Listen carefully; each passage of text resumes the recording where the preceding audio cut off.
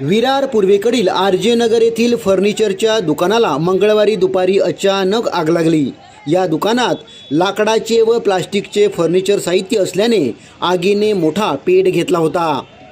भर दुपारी या आगीच्या घटनेमुळे फुलपाडा परिसरात मोठी खळबळ उडाली होती।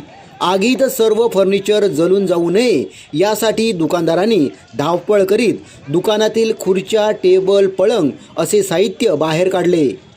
दरम्यान या घटनेची माहिती वसई-विरार अग्निशमन दलाला दिली असता त्यांनी तातडीने घटनास्थळी धाव घेत आगीवर नियंत्रण मिळवले। मात्र तोपर्यंत आगीत दुकानातील साहित्य जळून गेले होते।